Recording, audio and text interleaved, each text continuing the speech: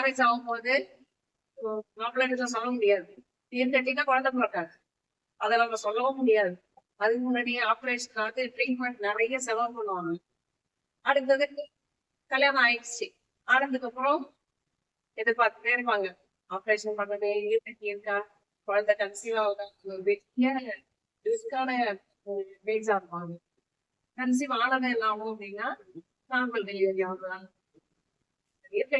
அதுக்கு வர வாய்ப்பு ஃபைப்ராய்டு வரும். உடல் மூலம் ஃபைப்ராய்டு வந்தாலும் அதை ரிமூவ் பண்ணுவோம். So critical risk. நம்ம நினைக்கிறோம் ஒரு 3 இயர்ஸ் பேக் வந்து எதுவுமே தெரியல. இதெல்லாம் என்னன்னே தெரியாது. நீர் கட்டினா என்னன்னு தெரியாது, ஃபைப்ராய்டுனா என்னன்னு தெரியாது, கேன்சர்னா என்னன்னு தெரியாது.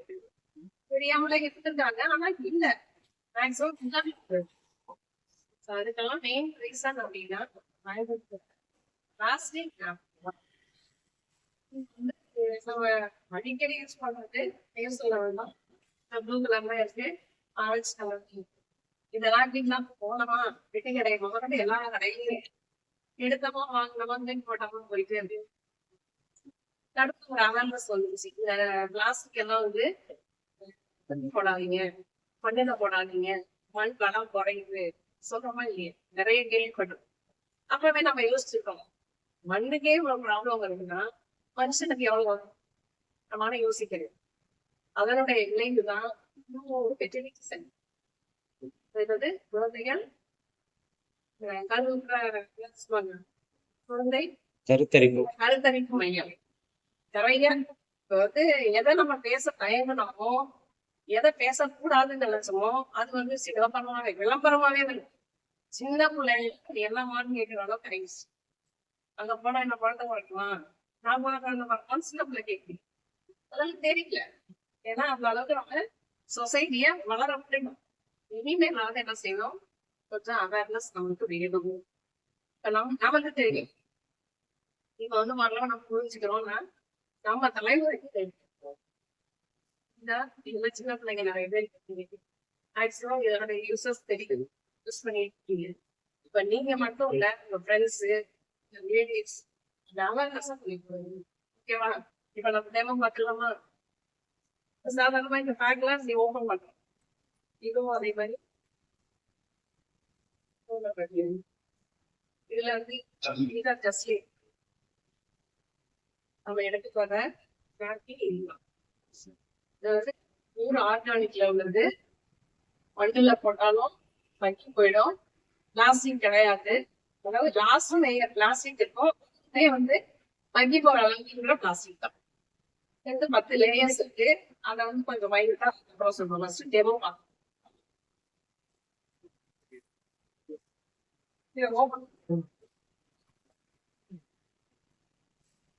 ஓபன் பண்ணிட்டு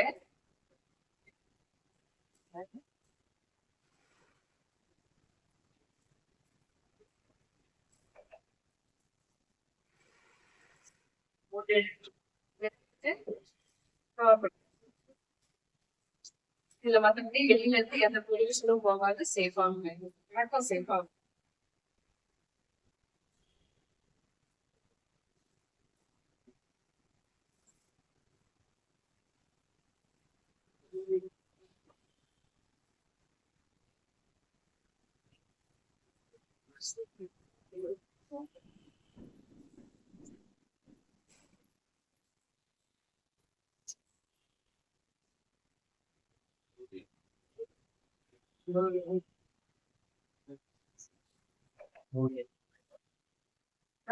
சைஸ்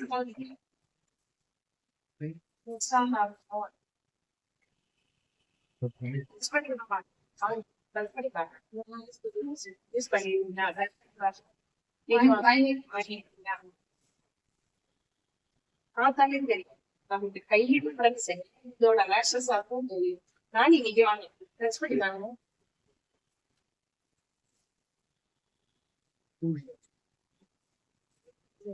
Back side.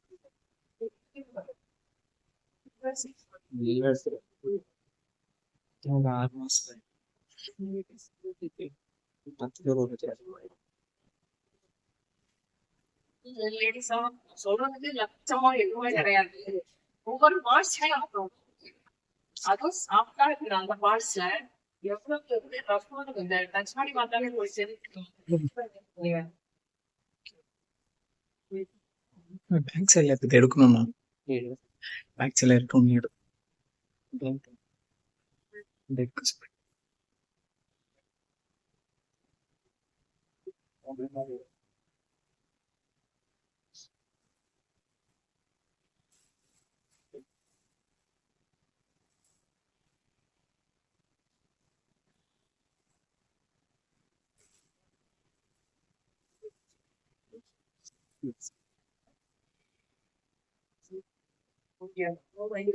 பேட்ச் பண்ணிருக்கீங்க.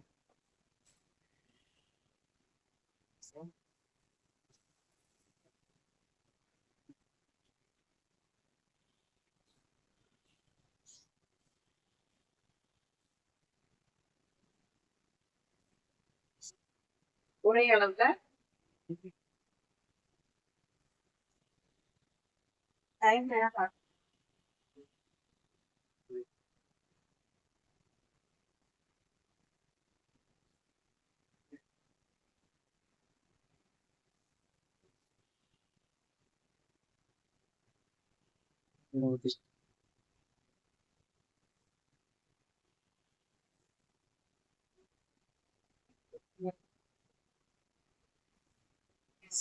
ஒரே அளவு போடும். நெக்ஸ்ட் டைம் அதே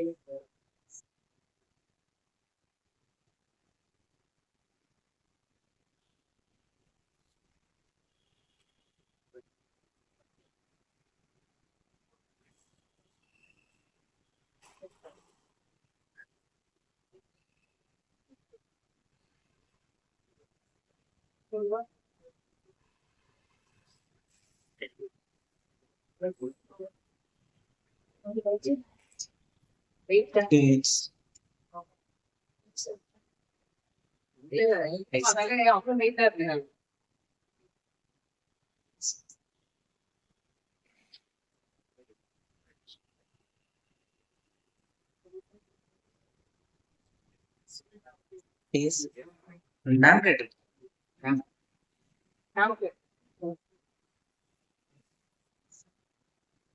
முன்னாடி சாப்பிட்டா அது முன்னாடி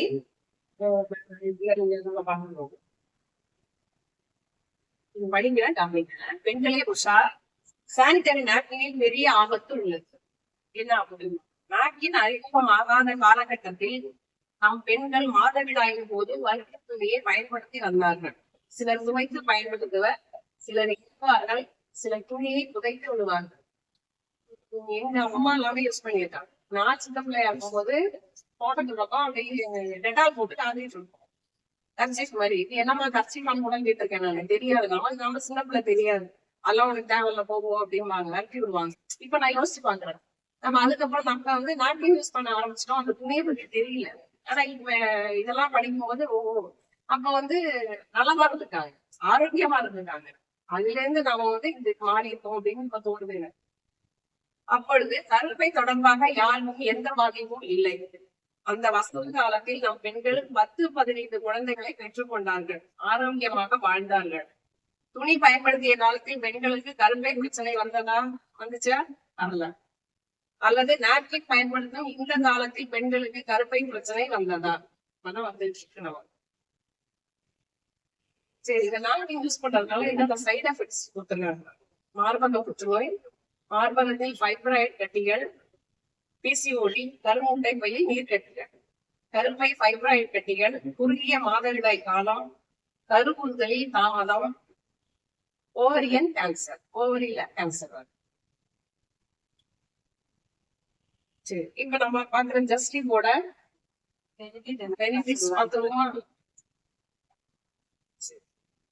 நம்ம ஜஸ்டி சொன்னேன், பார்க்கவே அழகா சூப்பரா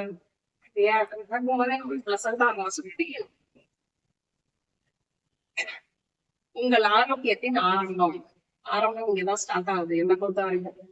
அதான் சொல்றேனே, இதை நம்ம யூஸ் பண்ணாம இருந்ததுனால நம்முடைய தலைமுறையே ஒரு கொஸ்டின் மார்க்கா இருக்கு. குழந்தை பிறக்குமா பிறக்காதா, பிறந்தா நல்ல பிள்ளையா பிறக்குமா பிறக்காதா, என்னென்ன பிரச்சனை வருமோ அப்படிங்கிற யோசனையிலே போறோம். ஒண்ணும் இல்ல, நார்மல் டெலிவரி எங்க ஆயிருக்கு? இல்ல, குழந்தை பிறந்தாலே ஹாஸ்பிட்டல்ல தான் பிறக்கணும்னு நம்ம மைண்டே ஃபிக்ஸ் ஆயிட்டு. நம்ம அந்த பாட்டி எடுத்துக்காங்க, நம்ம அம்மாவெல்லாம் எங்க அம்மா எல்லாமே வந்து வீட்டுலதான் டெலிவரி. நான் ஹாஸ்பிட்டல்ல பிறந்தேன், ஆனா எனக்கு முன்னாடி பிறந்ததெல்லாம் வீட்டுல தான் இருக்காங்க. தாத்தா பாட்டி எல்லாம் எடுத்துங்க, தாத்தா கண்டுக்கவே மாட்டாரு. எங்க தாத்தா கண்டுக்கவே மாட்டாரு. எங்க பாட்டியாவது ஒண்ணுல குழந்தை பெற்று அவங்க பார்த்துட்டு இருப்பாங்க. சம்பாதிச்சு போறதோட சரி, ஒரு ஹாஸ்பிட்டல் செலவே பண்ணது இல்லை. அதெல்லாம் நான் இப்ப யோசிச்சு பாக்குறேன். அது மாதிரி இப்ப டெலிவரி அப்படின்னா ஹாஸ்பிட்டல் தான் ஆயிட்டு நார்மல் ட்ரை பண்றதே இல்லை. சிசேரியன் எல்லாருமே அது மாதிரி ஃபிக்ஸ் ஆயிட்டோம். நம்மளே இப்ப என்ன சஜஸ்ட் பண்றோம் தெரிஞ்சவங்களுக்கு, நார்மல் டெலிவரி ஐயோ அந்த வழியெல்லாம் யாரும் தாங்கன்றாரு. சிசேரியன் அர்த்தமா தொட்டில இருந்து குழந்தைய தூக்கலாமா கொண்டு போச்சு சேஃப் அப்படின்னு சொல்லிட்டு இருக்கோம். ஆனா அதுக்கப்புறம் அவ்வளவு பிரச்சனைகளை ஃபேஸ் பண்றது நம்ம தான். அடுத்தது ஜஸ்டின் சானிட்டரி பேடில் உள்ள ஆம்பியன் ஸ்டிக்ஸ் ஒரு புரட்சிகர பரிணாம வளர்ச்சியாகும். இது ஏராளமான ஆரோக்கிய நன்மைகளை கொண்டுள்ளது. இதுல வந்து 10 லேயர்ஸ் இருக்காங்க. 10 லேயர்ஸ் இருக்கு இதுல. ஒன்னொன்னு சொல்லி ஃபர்ஸ்ட் லேயர் தான் இது. செகண்ட் வந்து anion far infrared nano ID எனும் டெக்னாலஜி மாதவிடாய் கெட்ட பாக்டீரியாவை இன்ஃபெக்ஷன் வராமல் காக்கிறது. ஃபர்ஸ்ட் லேயர் வந்து ஆரோக்கியமா இருக்குன்னு சொல்றோம். ரெண்டாவது அந்த பாக்டீரியாவை கொண்டுட்டு சேஃபா வச்சுக்கிறது நம்மளுக்கு. அடுத்தது இன்ஃபெக்ஷன் வராமல் காப்பதால் இர்ரெகுலர் பீரியட்ஸை ரெகுலர் பீரியட்ஸ் ஆகும் தன்மை வாய்ந்தது. மேலும் ஹார்மோனல் இம்பேலன்ஸை சரி செய்து கருப்பையை பாதுகாத்து திருமணமான பெண்களை தாய்மை அடைய பெரிதும் உதவுகிறது. அது வந்து சேஃபா இருக்கிறதுனால எந்த சைட் எஃபெக்டும் இல்லாததுனால கரெக்டான தாய்மை கிடைக்கும். அடுத்தது பருத்தி மேற்பரப்பு. இதனுடைய மேற்பரப்பு வந்து காட்டன். அதனால மென்மையான கவர் நீங்கள் நாள் முழுவதும் அரிப்பு இல்லாமல் இருப்பதை உறுதி செய்கிறது. ரேஷஸ் இருக்காது, இன்சல்ட் எதுவுமே இருக்காது, இச்சிங் இருக்காது. நிரம்பி வழிவதையும் கசிவுகளை தடுக்கிறது. எங்கள் பேடில் 2 ஜோடி காற்று ஊசக்கூடிய அணுக்கள் உள்ளது. இது இறுதி காற்று ஓட்டத்தை உறுதி செய்கிறது. ஏர் வந்து ஃப்ரீயா இருக்கிறதுனால நமக்கு இன்ஃபெக்ஷன் அதிகமாகும்.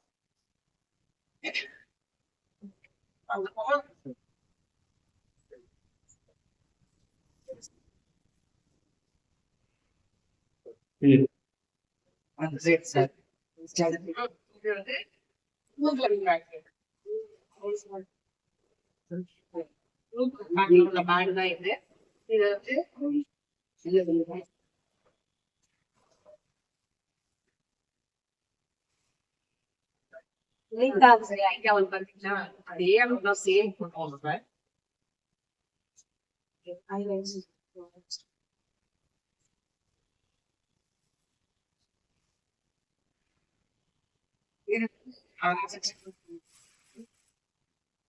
இதுக்கும் ஒரே வெயிட்டா சரிங்களா?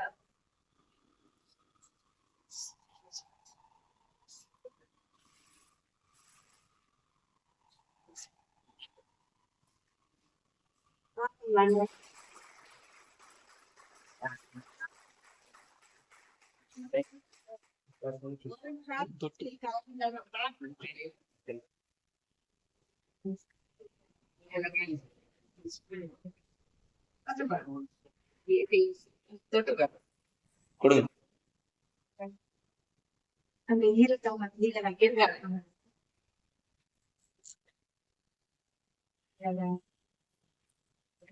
நீங்க வந்து சாமி எல்லாரையும் சொல்லுங்க.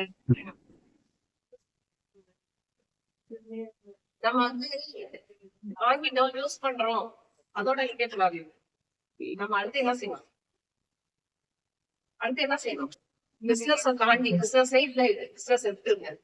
நம்ம தலைமுறை நம்ம நல்லா இருக்கும், நம்ம ஃப்ரெண்டு நல்லா இருக்கும், நம்ம ரிலேட்டிவ்ஸ் நல்லா இருக்கும், நமக்கு தெரிஞ்ச சின்ன பசங்க தெருவுல ஓடி ஆடி விளையாடுவாங்க பொம்பளை பிள்ளைங்க, அவங்க எல்லாம் நாளைக்கு நல்லா இருக்கும். நம்ம ஆரோக்கியத்துக்கு நம்ம ஆரோக்கியம் நம்ம தலைமுறையோட சொல்லுவாங்க. வாழ்க்கை போது குழந்தை குட்டியோட நல்லா இருக்கு அப்படின்னு சொல்லுவாங்க. இந்த நாட்களை யூஸ் பண்ணி நல்லா இருக்கு, அதே ஒரு வாழ்த்து தான் இருக்கு. அதனால இந்த என்ன செய்ய போறோம், நம்ம ப்ரமோட் பண்ணணும். அவ்வளவுதான், வெரி சிம்பிள். இதை ப்ரோமோட் பண்ணி நமக்கு தெரிஞ்ச ஆரோக்கியத்தை சொல்லுவோம். எந்த இடத்துல ஈஸியா இருக்கு அவங்களுடைய விருப்பம். இது ஆரோக்கியம் அப்படின்னு சொன்னா நிச்சயம் வேணாம்னு சொல்ல மாட்டாங்க யாருமே. மேக்ஸிமம் ட்ரை பண்ணுவோம். ஓகேவா? சூப்பர். அப்படியே ஒரு 20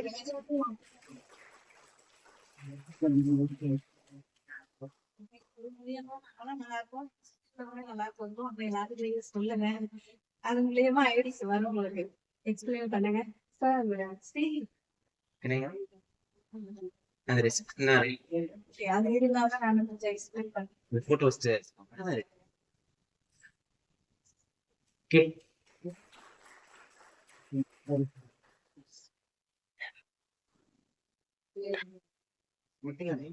போதுமா